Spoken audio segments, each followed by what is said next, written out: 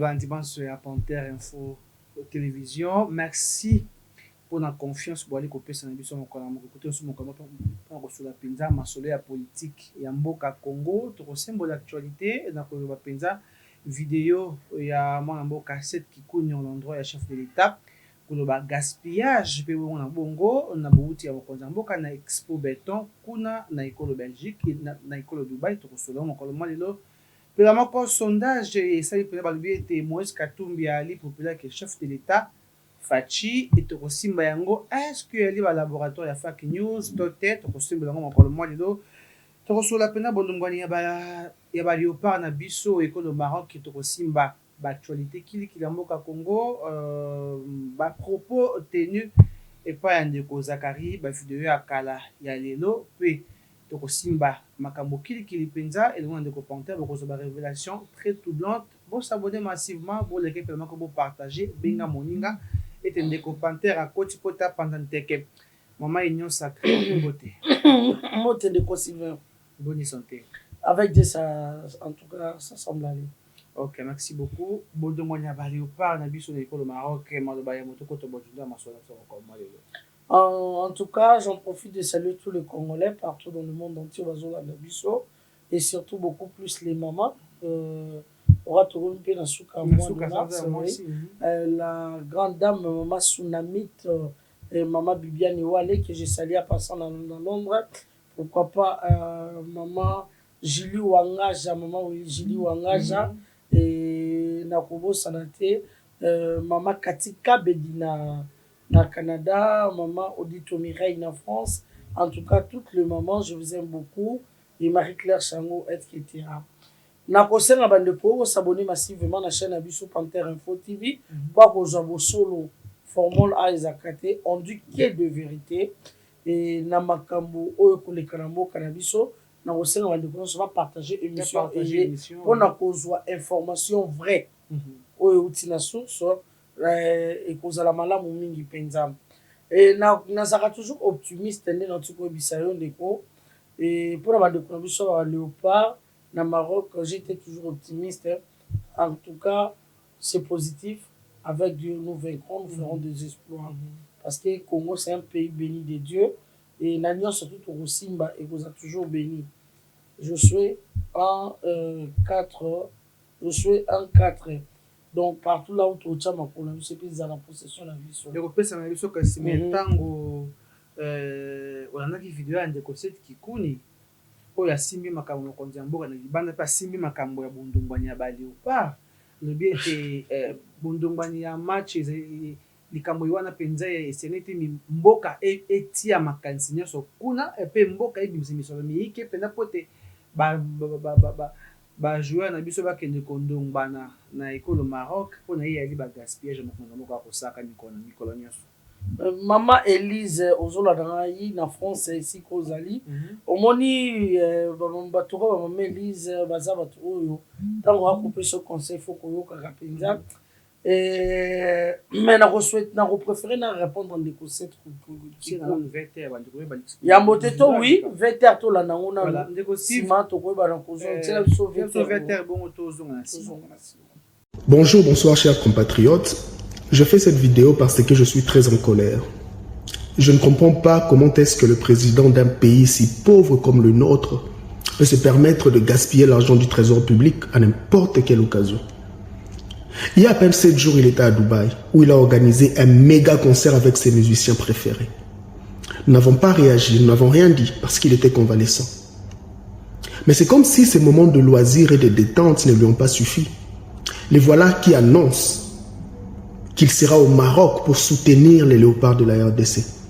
Mais qui lui a dit que les léopards de la RDC, professionnels de leur état, cela veut dire des gens entraînés matin, midi, soir, à la fois physiquement et psychologiquement pour relever ce genre de défis. Qui lui a dit que ces léopards ont besoin de sa présence au Maroc pour gagner ce match? Qui lui a dit ça? Qui lui a dit que dans ses attributs constitutionnels, il y a premier supporteur des léopards ou premier fanatique de la rumba congolaise? Nous parlons d'un président de la République qui, en 3 ans, n'a pas construit une université, n'a pas construit un hôpital, n'a pas construit ne fût-ce qu'une usine de fabrication locale. Nous parlons d'un président de la République qui a fait le tour du monde pour demander aux investisseurs étrangers de venir en République démocratique du Congo, investir 50 millions, 100 millions, 300 millions de dollars. Mais est-ce à nous de lui rappeler que 1 million de dollars dépensés 300 fois font 300 millions de dollars?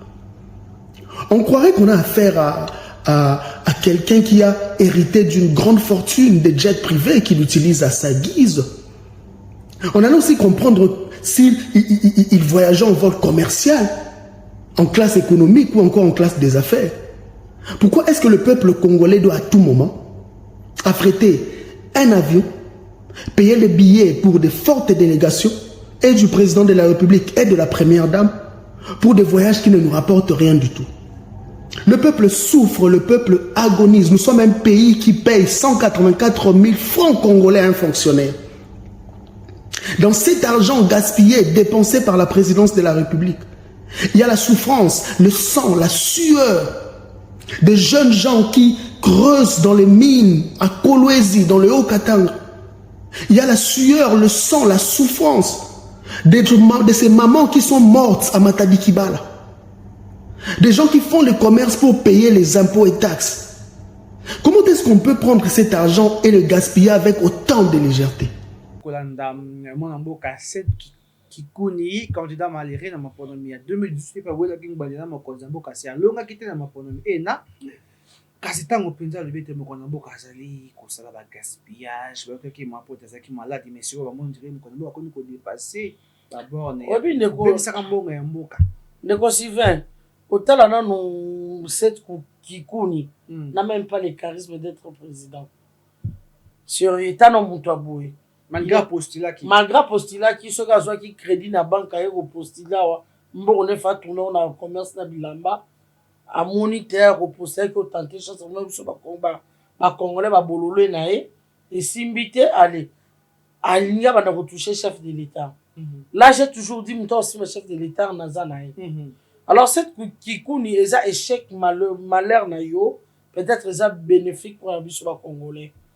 Na repostila peso attention oye olekaka te moi que fa tenter chance na députation au moins linga ki alikana. Moi je reprends cette Kikuni parce qu'il n'a pas le poids ou le niveau ya président Fachi. D'abord commençons à ce qui concerne d'abord l'expo. L'expo 26 là ezali obi ki biso ba congolais on a de richesse oyo tozana même ata miriandako ezobimisa lisangu ezobimisa matiti ezobimisa lo tobengi madesu pe boti donc nyos mir o balamina ciment autant d'années mais ezobota c'est une richesse. Nous avons de l'argile, l'argile wana ozo sa fabriquer dans nzungu pour la mine on a moto etc. Nous avons tout même banzete na biso ezo sala musala. Donc tout ce qui est des Congo, Nzambe a pas mola yango. Alors même nos naba richesse. J'ai toujours dit chacun a ses origines. Namboka na yon de kosive oza ba richesse na yo. Culture na yo d'abord eza no richesse. Voyez bien. Musique na yo, langue na yo, nyonso na yo oza na ba richesse na mboka na yo. Pourquoi pas ko promouvoir eloko ya bongo. Oui. Alors, ce qui est le président de la République, qui est d'abord premièrement parce que c'est un citoyen, un véritable Congolais, de père et de mère, on a la fierté, ça fier dans le Canaï, on a sa fierté à biso Congolais. Mon toi salite Congo, Congolais, à ça la considérer dans le monde entier. Au Hollande, Kalawana, tu vends 18 est-ce que va bien biso à Dubaï wana, tout ça même pas considéré, mais tout ça ba richesse au monde entier ils ont envié. Monde entier so convié so bomela biso quoi ba richesse na biso personne n'a tika la terre obenga biso na ba expo wana mais fati au pouvoir on nous a considéré ba bengi biso to ke kotalisa échange wana d'abord bozo ke kosala bozo talisa biloko nkita o boza nango nkita boza na ekolo na bino et ça attire les investisseurs baya ko investir par rapport à ce que vous avez.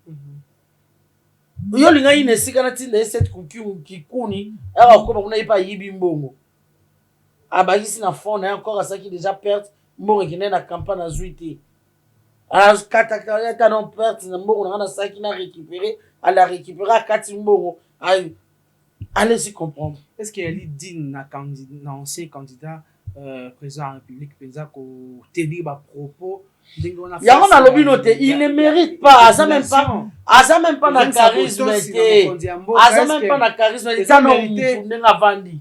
Même quand il se écoute la président explication Tonine. Na lobby il ne mérite même pas. Alors le mérite est athée. On peut interpeller et topé ko kanga. Pour la nité parce qu'il est qui? Pour la nité Kabila kutu faut ba kanga bongo yete. Kabila wazaki Rwandais, Rwandais wazaki kutu président. Il faut pas kangaye. Et bongo yé a combien plus forte raison yé. A au comment kuta ta présidente mais il faut pas kangaye. Il faut pas kangaye. Il faut obligatoirement malgré démocratie. Outrage. Nabi démocratie. Bon ça la démocratie te beaucoup misango libertinage. To confondre les choses te. Libertinage et démocratie c'est le monté. La liberté et la libertinage c'est deux choses différentes. Liberté loba makambo longo bani. Okolanda. Longo bani kotuka mokondite, kotuka motote. Okota donc makambo na nzela. Kasi to bengi libertinage. Yo kotuka na mokonzambo kana yo. Allez-y comprendre. Neti likamba ba léopard cette coucou ni na moni pas comme un problème. Pourquoi? Parce que Motoloko, la présidente de la République, d'abord premièrement c'est un Congolais de père et de mère. Au Rolanda, azo qui ne encourager un bon chef. Tina front à qui ti encourager Oyaye. Est-ce que le président Félix c'est le premier président Oyo à qui dans un stade encourager ba joueur? Banda histoire ya ba de banda. Asa non primitif, malgré va na poto. Asa non primitif. Non na comme civilisé ti. C'est cette qui connaît là. Au Rolanda. Alors un bon parent, un bon papa, un bon... Tout le monde a moins dans ce qui est yo parent, faut accompagner. Papa, tu viendras à la match nangai. Il faut accompagner, donc il faut qu'on motive moi na. Na vision na. Et à combien plus forte raison le président de la République sera bien motivé, bah jouer aux Ayambo Kanaï. C'est un péché à quoi? Qui coule dans le but des gaspillage à misol mboka. Gaspillage mboka. Donc ils ont besoin il y a misol qui peut apprendre ko tombo la école. Na bi bateau ba sala qui expo wana Fatim ta bimisa bon po et qui ça expo 2026 expo 26 wana à Dubaï. Dans le raisonnement, il y en a bien ça primitif. Qui coule c'est un primitif. Sérieux. Au moment où Azan a poto maintenant la commis civilisé. Voilà. S'il était civilisé, il n'aurait pas dû contenir à propos. Voilà. Torozonga na likambo na bédition na biso. Et puis jaloux, ça jalousie mal placée. Échec. Qui connu. Voilà. Yangano rata. Tozongi na sondage ya Bercy oyo solo penza yuti ko balete Moïse Katumbi Chapwe Kongoma Nyandamba Lubumbashi azali populaire que chef de l'État. S'il te plaît, soyons sérieux. Oui. Tika Kolobake, Aza Kongoma Nyangamba Lubumbashi. Moïse Katumbi n'a jamais été un Congolais. Lui-même, il est allé chez les Juifs dire qu'il a accepté qu'il est un Juif. Il est zambien, tout le monde il se passait pas au Kenya au lobbying américain avant qu'il n'a passé pas au Zambien. Si comment est Congolais na bomoto na yo ndeko Sylvain za bojournaliste mayeli okobenga moto a mibengi étranger ibino moko boko komisa kaye Congolais na makasi pona nini botika sentiment na le vieux Ziggy n'a jamais été Congolais. Pourquoi Ziggy? Ziggy, l'homme à 5 nationalités ou à 4 nationalités que moi j'ai connu depuis que je suis né. Le Z qui signifie Zambien, lui-même Zambien. Lui-même, le I là, israélien. Lui-même, le G grec.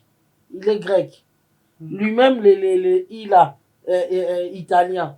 Donc il est Zambien, italien, grec, israélien. Qui veut dire Ziggy? Ziggy. Et là, je salue le couple Poi.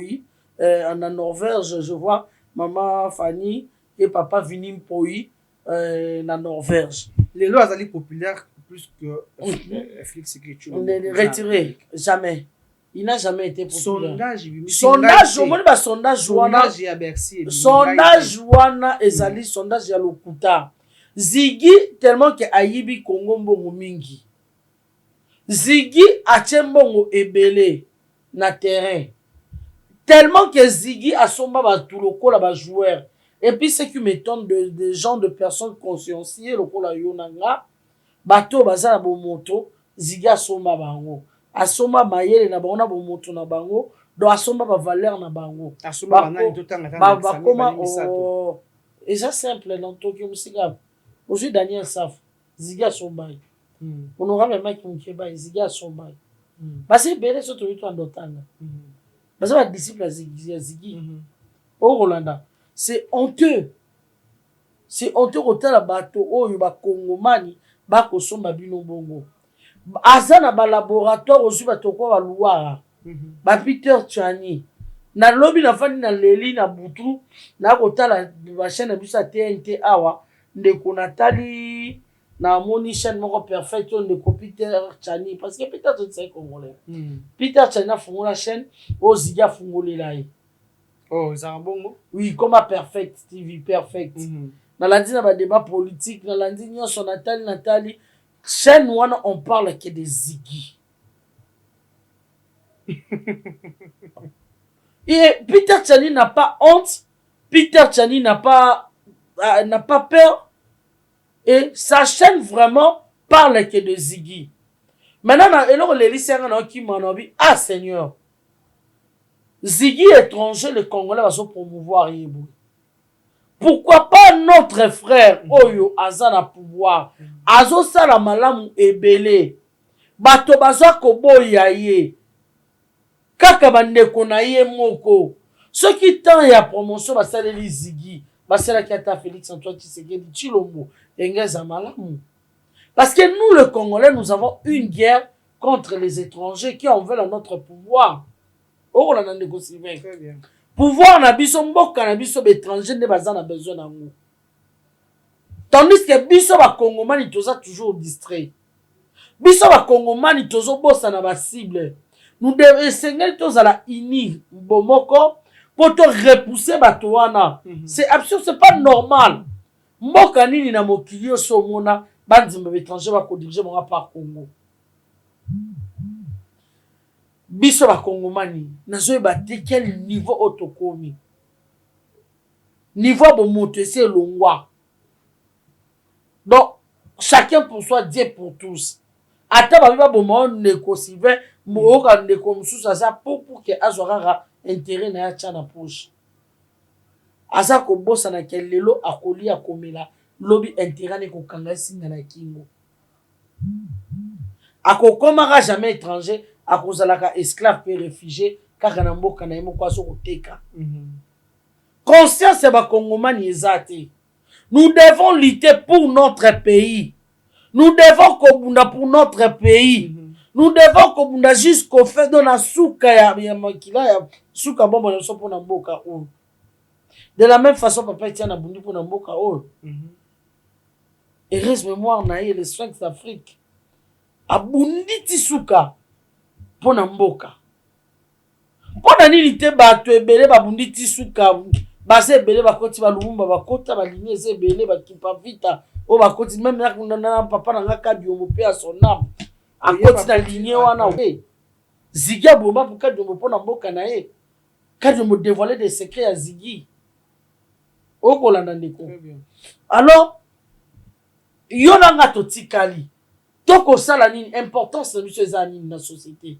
Importance de monsieur Zani na kata Congo. Vendre notre pays.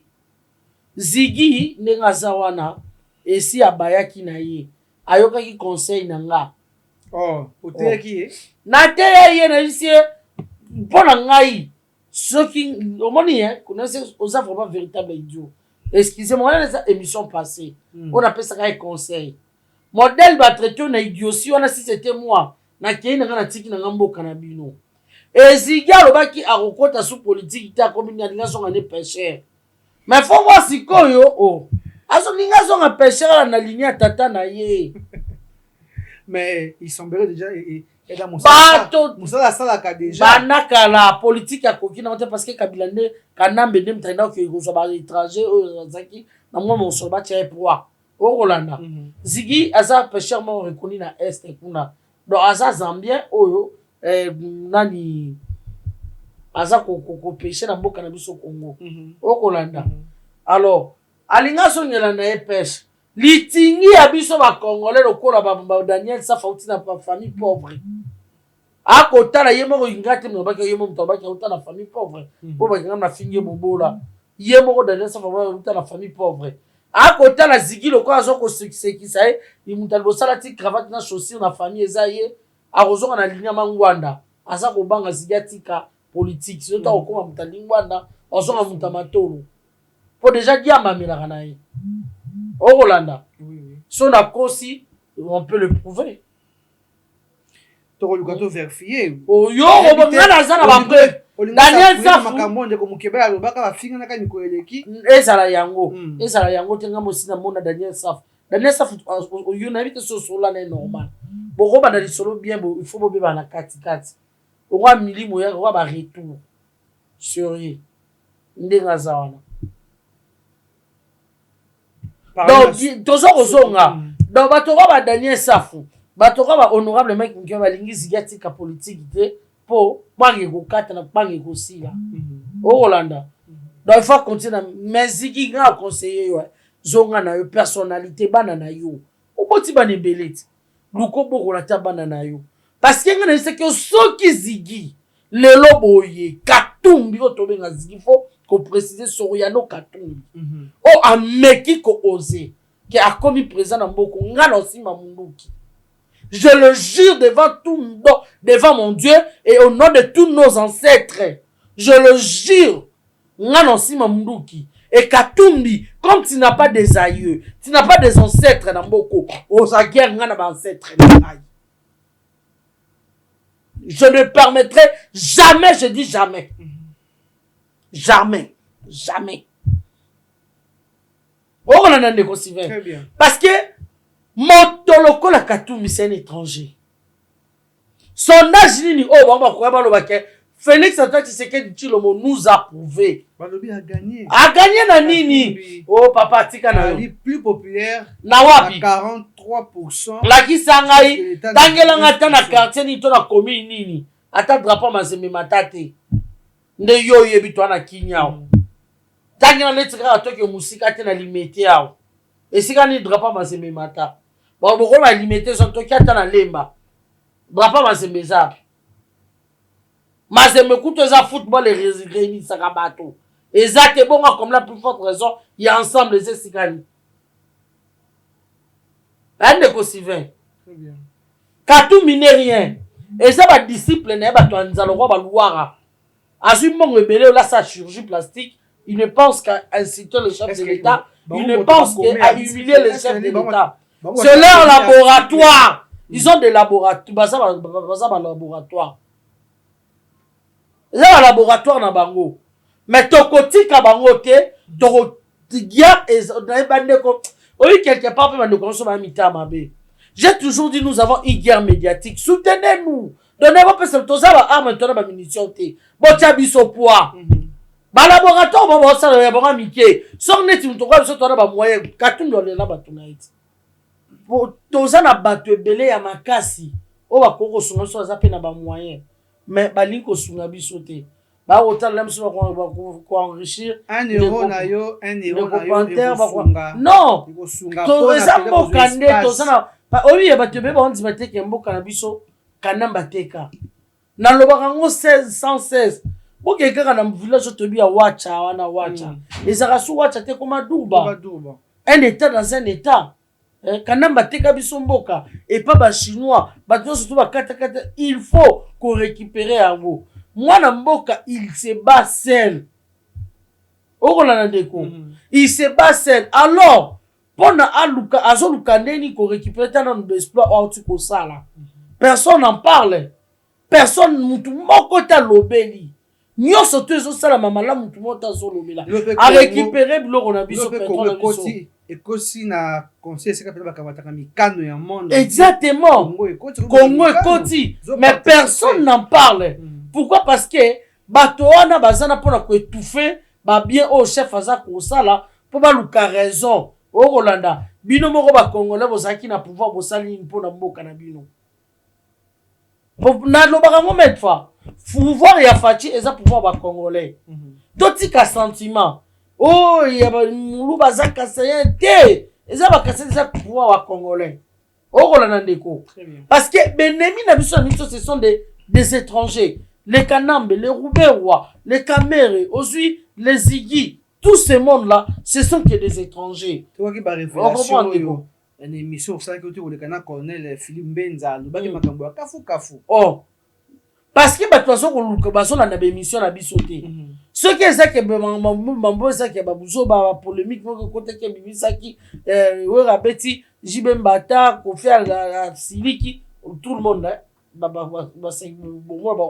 se focaliser nango mais eza que tozo loba pona mboka intérêt mutu nyosa tato bimi bana mboko ki suka zonga terminus no yango Congo yo yindi na yo soki wapi terminus no yango Berkay Congo to matatiez un Congolais de père de mère mabele na yo yango et battons-nous pour ça. Nous avons vu le Malien. Nous avons vu partout. Pourquoi pas que Kabiso to bunda po mabele na biso ndeko. Au Rolanda. Alors, des Congolais au basa ben conscient. Basomi bango déjà na mbongo bakei. Ba ko bundisa même c'est son propre frère, leur propre frère. Ou asa na pouvoir. Ou asa ko garder mboka. Parce que le président Faci a gardé ya Congo. Yemoko kuta mikite mbenga mwana musala biso ba Congolais. Il est à notre service, Azako Bunda, Akosala. Oh la nandeko. Alors comment okoki ko bundisa mwana mboka ako protéger mboka na yo, azawana de temps à autre de temps à autre nabitumba, nasan. Donc partout on l'attaque. On le soutenir yé, on se combattre. De laboratoire eza de partout. FCC bazanango, Lamuka bazanango, ensemble bazanango. Ceux qui FCC a bêti, batalamuka na ensemble va appuyer. Au Rolanda. Ceux qui ensemble a bêti, FCC Lamuka va appuyer. Ceux qui Lamuka a bêti, FCC na ensemble va appuyer. C'est comme ça le trio ana. Mais nous on est là tous ensemble à aide nabino. Tout ce qui se passe, population congolaise, c'est qui nous en particulier sur les bâtiments. Quoi, les Cambodgiens au sein de Malongo, il y a des phares d'essai dans Gambo, il y a Est et Kuna, et puis il se crée peut-être bâtiment beaucoup. On a deux faux généraux rwandais. Vraiment. Est et Nabisoba. Tangi Bango, et puis Rwandais, côté les projets, il y a Kobongisa, Ndila, il y a Kassindi, na Goma. Les Cambodgiens peut-être dénoncer un peu par directeur, il y a presse présidentielle, il y a Kala. Il y a mon conseiller en boka de Kabang, le Kabwanga. Aussi qu'on publie les Camerounais. Mais à ça Congolais, le Kabanga, félicitations. À ça Congolais, qui ne connaît pas d'abord le Kabanga, c'est un combattant. Qui ne connaît pas. Nanabi le Kabanga, le Kabanga, c'est un Congolais, c'est un combattant. Dans le monde, il y a des bandes de Koukaba, le Kabanga, Abraham le Kabanga, Ako Bunda, Ako Don, jusqu'à là, je comptais qu'on continue, combat naïe. On comprend dans Neko. Et puis, ils ont un défaut généraux, baza généraux et belé, papa Mohamed Azolandangai, Kalengai na Lumbashi. Na bandi même matin, papa Titi Masengo na Londres, ayebi de quoi je parle. Baza et belé, oyo ba généraux, bazalaka na ba généraux rwandais, le lobe ba koma na kata phare d'essai. Et belé bazala na bazali belé. S'il faut autant ngamoko joue sur la tindeli ngango na côté na banjo sa investigation pour le moyen aussi nous fait défaut pour nous mener bena investigation tina suka mais na côté na recherche na banjo ta oh na biographie zo bima il fibre mais le là comment bon na kata phare d'ici oh mais muto yo azali l'autre na phare d'ici mais azaka na Rwanda comme ni général na Rwanda et colonel na Rwanda le là comme général na Congo. Olandeli boy neti moko soki komone barik soki barik général soki barik natali venda ndeko wana kuti ça simple ko taka Google no betaka barik soki bali jet soki bali komona ba makasi kuna ba Rwandais na beta boy bimi na beti mususu ah bon donc c'est vrai quoi donc ce sont des généraux rwandais c'est tout ta phare na phare d'essai bonga na panzanga na ngante kenga na bomba raté na panzanga maintenant teke se retrouver-il no baso diriger RDC ba na kata armée RDC o komona ndeko Donc, le risque est aux anango. Ce n'est pas pour rien le président de la République a état de siège. État de siège. Grâce à l'état de siège, ne bakangi ba généraux wana. Okona na ndeko. Et grâce à l'état de siège, ba faux général pour na ngai, faut qu'on pèse la leçon morale na Rwanda que toza basi na yete. Justement. Yena mwasi na biso ko tumba bango. Et là, papa tienne, pardon, Laurent Moussa Salara Bango. Ah, tu ne t'en compte. Baba Tumba Bango. N'importe quoi, bon, pour ça, droit de l'homme à Zara. Quand droit de l'homme a besoin de répliquer. Des personnes contre tout le corps, bateau, baba Bouma, Rwanda, Babouma Bisso. Et c'est le côté. Toi, Bassi, na Bango, des généraux, Baba Tumba Bango. Basota la vivement comme ça. Voilà, merci beaucoup de commenter, de pousser en émission de Bisso Penza. Bande de côté partager émission tant que le bakabo n'habite. Bon liker, peut partager si le monde n'est pas de commenter Kadobi, de Sylvain, de commenter, merci pour émission à connaître Philippe Benza Penza. Bisso Mito Bundaka, on a pas tout dans ce clavier, car c'est bien nous aller sur place. En tout cas, merci. Vraiment. Merci beaucoup. Clavier à solo, mais c'est ça comme beaucoup na baibasa comme naka le quoi Bisso boye bande de commenter. Bayebalo bakapenza pour un tout moment ya mboka. Au peut se sont maboko na ndenge ni nzela ya kotiaka mwa mega ndeko pantet. Soit au tia mwa mega pour te opanza nteke malamu penza sango kumbe bande ko baso ko la malamu minto ko senga opération $2. $1, sunga ndeko pantaka jo espace na Kinshasa. Pour te apanda ka sango pe na bakongomani ya zonga ya ekolo ko de bokasi peso basaka boni balanda kaye na tango et penza et sengeli. Merci beaucoup. Toi, les coco, ban émission na biso, kasi ndeko panter. Toko tabongo sasa ipi na dossier ya honorable ya Zakari Bababaswe. Na lobi ndeko moni Zakari Bababaswe fi député. Alors Nathan wana akomaka député ndenge nini. Parce que bandeko to bunga rati, hein. Na moni le lobo va toi comme kotombola oui c'est vrai il peut se repentir mais le là ko luka s'accrocher le lot na il dépasse ton pouvoir et il pour nani intérêt des années pour yena le koana Zakari Bababa so modèle afinga biso afinga batamuniere oyebi yango akenati na niveau ko critiquer le président Félix Antoine Tshisekedi Tshilombo to lo bebelete tout la non vétérinaire autozonga Simon tout que na vétérinaire autozonga Simon pour passer tous les vacances parlementaires, tous les députés, la majorité, il y a opposition qui est pour la première fois. Députés dans la palette, députés dans la carte, députés en piaquer. Même toute opposition, tant qu'on a 50 000 à l'iboussa sani. On fait palette. Donc, député opposition, en piaquer, il y a niama. Ils allaient injurter. Non, non, c'est solo. Moutagi enseignant, va voter. Piaquer en quelque sorte, en français, barolo, bah pauvre. Non, non, piaquer, c'est-à-dire que fauché comme un rat d'église. Pauvre, je le suis aussi. Mais mutu azaki na billet au foot à ticket au longwanjili ti matina. Mais si quoi comme député aux appelle visa chemical. Mboka na biso politique ya malamu te et puis kobenga ministre lokola mende de Tchakou national. Tozomona lokola na majorité bino na bino bozali lokola ba brebi pe 100 mètres parce que ceux qui ba propos ya bongo ezobima bino na bino ça donne même pour ça ya Rosala majorité en haute. Ça montre que Kabila est un démocrate. Député à majorité, mais avec un comportement de l'opposition. Il a raison. Jekoko était un député élu. Il a un mandat il a un mandat national. Jekoko Moulumba était élu le même jour que le chef de l'État. Il doit exprimer son point de vue. Il peut se prononcer sur tout le monde. Il peut se prononcer. C'est un député, monsieur. C'est un élu. Et maintenant, le point de vue de Jekoko, plus le point de vue de Zakari, plus le point de vue dilué, ça va donner un seul point de vue majoritaire. Mais au moins, nous avons la liberté et la latitude de porter des jugements sur le comportement de nos ministres. À l'UDPS, toi, tu peux faire la contradiction. À l'UDPS.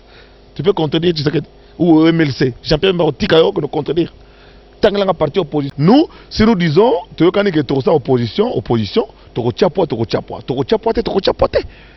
par rapport à nos intérêts. En politique, il n'y a pas d'amour, il n'y a pas d'amitié, il n'y a pas de sentiments, il n'y a pas d'église, de religion, il n'y a que des intérêts.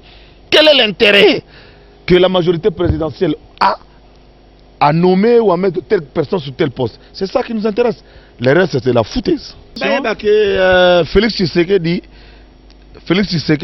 Naolo Benganisa dans le Parlement. Poisoko Sabino, Azoralar. Bozana Félix Tshisekedi, moi na Tshisekedi. Oh, combattant, oh, va venir changement. Adamaralar. Nangana yoka qui appelle ça en école moi Mbujimai. Rien. Adamara tout. Ça les virement à transfert $6,250 par mois. Et ça les 4 000 euros. Ça pépélé. Vous continuez à combattre. Combattez toujours. Combattez. Continuez à combattre. Combattez à combattre. La vie va vous combattre après. T'as la souki au commune. On n'a pas 18 ans. Continuez à combattre. Mais Félix Tshisekedi a bien 6 000 par mois. Fois 12. Fois 5. Je vous défends de faire le calcul. De retour sur ce plateau, oui, Veter Yangouana, au business de Monique, comment va Zakari Baba se critiquer et Zaki Makambo Akala. Nabi Makambo Akala, Abegi Kabila Nani, peur de démocratie, non? Kabila Aza, peur de démocratie, Akumisa Kabila, et le Kwana Kofinga, c'est pas les autres, ils ont le pouvoir, il y a les lois, non, il n'y a pas, allez-y comprendre. À cause de la politique, les corbeaux et les renards. Tellement qu'à ça conflictuel. Non, à ça conflictuel. À ça conflictuel. Mokonzamboka Nesikana, à ça le père de tout le Congolais. Il reçoit tout le Congolais à bras ouverts. Zakari, c'est un Congolais. À recevoir, mais Zakari, à ça, tu as présidenté parce que les gens le disent. À comme tu as président, bakomi ko asaneti akoma ko intoxiquer bato babanga ye auto azana président ko kotela ye ne bato ozo koloba c'est faux et archi faux ce qu'on demande à Zakari kagisa et to bobo oh ben oui Zakari nous a humilié batamuniere le long vers batamuniere Zakari tala biso bien le long vers batamuniere non le président reçoit tout le monde parce que to congolais ni surtout azaya président. Vous comprendre. Et puis Fachi, c'est un bon chrétien qui n'est pas conflictuel. Fachi n'est pas conflictuel. Fachi, chrétien à solo, et puis c'est un président, depuis de tout, c'est un président de la République démocratique du Congo. Tous les Congolais ont rien à bras ouverts. Vous avez compris. Zakari. Président Zaki n'est convalescent, à côté la présidence, c'est normal. Président Yambi a rejeté pourquoi. Mais Nenge Yambi n'est pas dit qu'il a profité de président Yambi bola et son robot la Zakari. C'est fort du moment. C'est faux. On fait un wap. Yé kabiliste mounen est là comme on fait encore traiter ba dossier Lokuta Zakari n'est rien. L'autre côté ça mobile ya IDPS aya ya orangé non. Yako rangi, on a invité. Sauf vraiment ça l'homme fort en waya. To aye matinée politique ton dimai. Et l'autre côté. Ah Zakari quand débat dans la canne na finga biso. Vétéran ngoto la to chet. Et on a président. Son président y a bien un président. Ka finga biso. Le long Zakari nga comme ambuta malamu. Tout le monde bola et soko bola e. À la protection présidente et l'autre côté. Oh, avec un trafic d'influence. Ok. Ça, là, trafic d'influence. Zakari a finga biso, il dépasse a finga bata minire, bata opposition, ba pauvre, ba bola, ba bien surtout a finga biso. A traiter, a finga même na président na ngai. Le lobo qui est même bouton finga le loke yambai. Obenga qu'est-ce qu'on benga Moïbi, le loke pas Moïbi. Yo pas Moïbi Zakari. Oh, mais c'est ça, non? Dis-moi qui tu fréquentes, je te dirais qui tu es. Il a fréquenté qui? Alors, pour ton bien, Zakari, mon président, n'a jamais été voleur. Yonem toza moyibi, le koso, le kuta, oye kolin pas sous président nanga.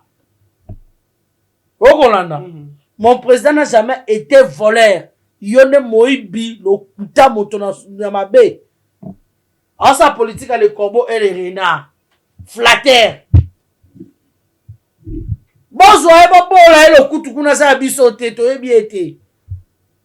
Toi, vous n'êtes pas sur Zakari.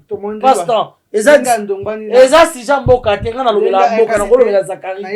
Parce que ça, Azala député, ça sera pur proche, Olive les atoli. Eza vie na ye, na comprendre que c'est un homme politique ou bien musicien.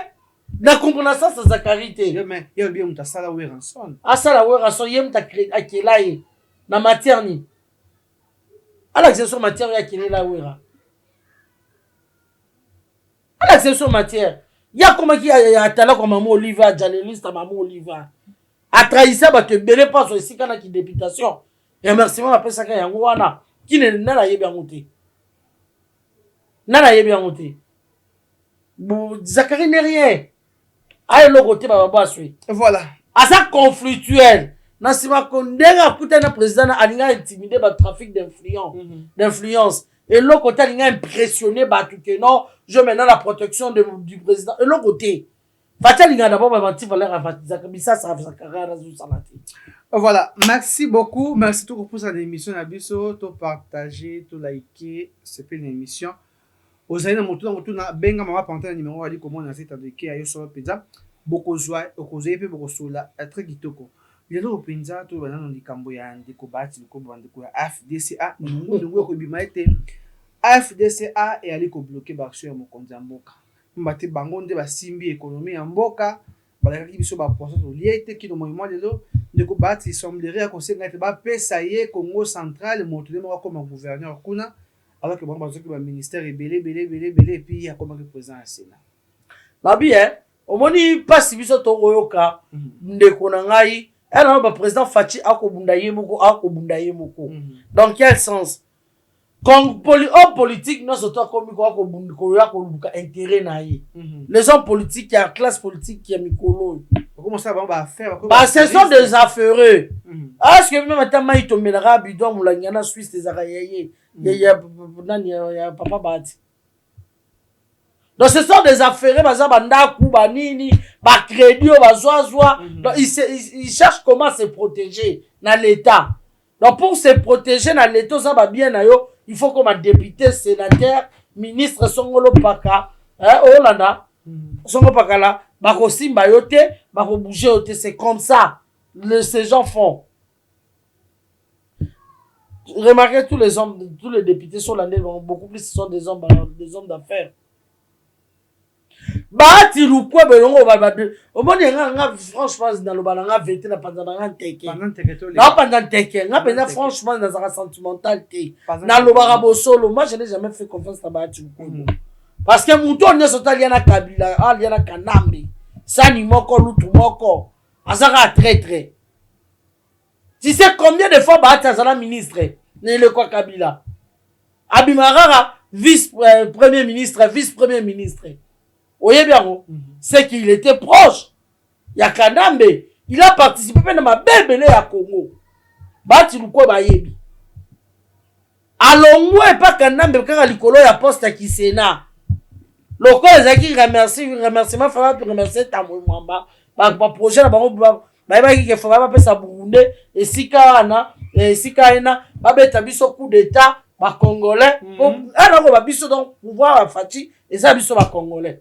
Ba beta biso ba congolais coup d'état allez Burundi Tamou Mwamba azo sika wana comme président Sénat a récupérer on a carte ezala ka fa ba beta ba mabunda. Nzambe pe na ngolu na ena mwana konfonda bango. Confusé kota na ngambo na bango. Baati esika bandongo na rapport aso rapport sa ki sénaté. Mana ba ministère ba pesa kai. O la na ndeko. Lelo boye baati soki ye alinga ngaka kaza ani convoitise alingi convia alingi makambebele. Ba pesa su gouvernorat ya Congo central. Ba pesa et tandis que azana portefeuille maman o ala travers vers on connaît na. Adel. Ye, baati. Ok, asa économie kutu asale lokota yibi mbongo. Ayibi mbongo na biso akolia. Ya baati, mais ba pesa ka lisusu. Akamata na poste oyo, vice na transport. Vice na transport o Gilwando asala kaona. Aménagement territoire. Yezaka ya baati yem tapesa Gilwando. Ayipo ni basaka récompense wana na Gilwando. Atu mbotu na ye baati webi sabino. To yiba bo solo meto bombi. Okola na ndeko. Ye dani Gilwando wana avocat ya Kabila. Ye mtapesa pass esika na nani? Baati. Okola nda. Eza boye. Et ça, boy, alia na Kanambe. Vous pensez que le Lord Luka travaille l'intérêt à Congo? Il cherche ses intérêts à lui. Azo Luka intérêt na ye moko personnel. Bah, tu as travaillé combien de temps dans le pouvoir ya Kanambe? Nino apport na ye. Ezala alesa Congo, pas à la ministre économie. Alesa Congo, azala ministre à plan. Asala ni pour la Congo. Azala reconduit 3 ou 4 fois si je ne me trompe pas. Ministre à la 4 ans de temps de Lokakanambe. Asala la Congomani nani. Nini pardon. Orola nandeko. To bénéficier de l'oroté à Bahati, to sale le côté, nini te le Bahati aza président Sénat. Ok, tu es là, vanda kimia. Olingo so souvenir so convoitise me maramutu na mabe. Tu au moins a commis kolula nesika président. Oh. Oh mais oui. Ah oui, il faut to ba solo, ngana panzana nganteke. Et ça Bahati ba nani ba kastumbi wana nyoso ba to atravana sourire na Kanambe. Basa ba carte ya CCC ba caméra. L'autre monde a visage na ba vrai face na bango. Mais tant au penza te lelo ba sa komi benga force politique makasi na kata nyonso pa komi chercher à mokonzi mboka IDPS nyonso wana tant là na kata distraction. Loyaka simbi pota. Est-ce que bozo bongisa pota. O basimba kate loyaka. Bande konangana ko bisabino tant tokolo ba bosolo batindi ba di programme ko beta ba pa kabuya. Oh. Kabuya za kolala secrétaire général à IDPS. Ngana pendant teke. Ces questions soit te sauver IDPS, soit te sauver Kabuya. Yo monaki ACP ngobila na dimanche na fikiri nazo ye bisayo c'est chaba comme une invité ezaki vendredi non. Samedi, dimanche. Bazudo mobilisation moko jamais vu. Yangobila. Ce qui m'étonne, na certains présidents parlementaires debout, Kabuya même pas Ngobila. Baza ko défendre Ngobila. Baza ko attaquer Ngobila te. Marché zaki prévu. Ba marché pour Ngobila a. Et qui est yoki mutabeti sur le solo nango. Ba pesi ba kanyaka. Corrompu. Distraction mo que continue na kati ya IDPS ne konanga ko so IDT Kabuya so boma IDPS total. Il faut se poser une question qui est Augustin Kabuya. Babi mbumwe boma l'idée sur zakaka na kati nyamwe boma l'idée sur zakaka na kati ya l'idée. Kabuya bundi makasi ko IDPS. Na lobi abundi combien de bateaux ba bunda ba trahissa pe IDPS ba. Azali homme fort na kati ya IDPS. Na lobi combien de personnes Oyo papa tient couteau vivant. Abun muntu wana bundi secrétaire général. Baba fungu bakenda. Bachi bala batraisa te. Et bon boni ye va présenter mbongo. Ya trahir te. Toxique assentiment. PPRD FCC mission na bango esalaka ya kokabola IDPS. Parce qu'il y a aucun parti na Congo oyo azali international azama kasi oyo azana efficacité azana dynamisme le quoi IDPS azati. Aucun parti, je te le jure, na Congo azate PPRD abang donc tous les partis politiques babang à IDPS. Et ça nos partis oyo batu bayaka volontairement. Mais tel Kabuya a repoussé bato benga bato kuya. Azo benga bato ole osala mobilisation redynamisation la partie bato baya yo zo repoussé bato benga bato kuya. Ta bato baya kuya ba lobby yo. Boza ne sikate. Ah bon? Un secrétaire général. Et puis tu le dis dans la matinée politique. Ba caméra ezana ba. Tu repousses les gens to so benga bato. On sait il y a eu de personnes yomoko au comme qu'on divisait pour mieux régner. À ça il y a une structure parallèle. Il y a eu de personnes qui disent que non, le président va parlementaire association na bango abo, il pas ça il est parallèle, abendika o abino pesi ba misusu na mbongo, abendi ba comme don bloc na yi. Bon comme ko bunda na bino distraction. O kola na ndeko. abendi soki stricti na bamama ezali akaboli bamama na bamama misusu donc ekomi guerre entre bino na bino yesu ko azoregner c'est comme ça que Kabuya fait et tout le monde a sa distrait na sima Kabuya a distraire bato na lobi na yo Kabuya ou l'IDPS Kabuya soki batiki na IDPS ekokufa mais Kabundu sera que IDPS nani Kabuya yebi. Kabundu n'a jamais kosa ma besa que nani Kabuya yeba. Mais Kabuya lobby na Kabuya il était au centre de tout le secrétaire général. Et yebi kaka ndeko Kabundu yemoko président république na député moko atanki tina ya deux parts ya Jean-Marc Kabundu na kata IDPS ndeko Kabuya ndo lobako na matinée politique. Ben alobaki na matinée politique yebi yepasa na kata mabezo. Mabezo c'est toi qui disais Kabundu yepasa na kati. Boko épargner ndengeni.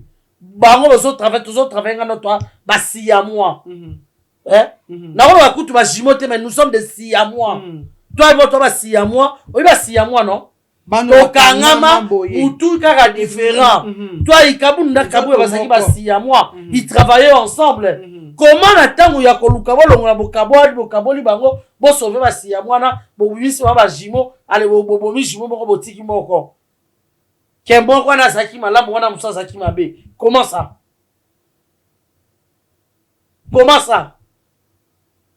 Le lobo zo bimasiko na polele et bimi na poissa. Pour prévenir le combattant ne s'en sort pas. Le combattant ne s'en sort pas. Il y a certaines personnes qui disent que non, il faut patienter. Bien sûr, nous devons patienter, c'est vrai. Mais lorsqu'il y a eu de postes pour les combattants, bon personne on peut na combattants.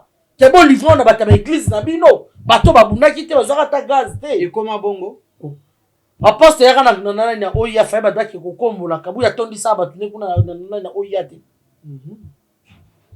deux fois remaniement le poste fallait pas certains combattants bazuka misala te on va passer et puis aso bisaba ngabi vous avez 40 ans vous doit pas savoir no bolexi da ba age zo misala. Oh, donc, bakoti ménopause, mon 40 fois qu'elle na retraite. Tandis qu'il y a 37 ans, elle est qui n'a pas lutte. Il y a 40 ans. Présent au Sénat. Oh, il y a un Kabuya, il y a plus de 40 ans, ça n'est l'état qui est secrétaire général. Il faut pas dans nos passions, il y a moko. Toko luka pene do timo ali kamboye. Toko timo la yango parce que trop c'est trop. Soit on sacrifie l'IDPS, on sauve Kabuya. Soit on sauve on te sacrifie Kabuya, tu sauves IDPS. Le choix est clair. Toi, tu as sentiment. Tes amis sont en terrain, tu vois ce qui se passe. Tu as la vérité, n'est pas qui alors, tu as vu que pourquoi tu as touché Kabuya? Non! Kabuya, c'est parfait, Kabuya, c'est purement hypocrite. Voilà. Merci beaucoup. C'est hypocrite. Je sais le pourquoi je le jure. Obi ne konju mususu. Na ko bibisa ba vérité mususu ouais. Ngai moko présente ceux qui n'ont pas bon na ceux qui Augustin Kabuya Holanda nga. On se souvenir nango. Et là connaît les angai.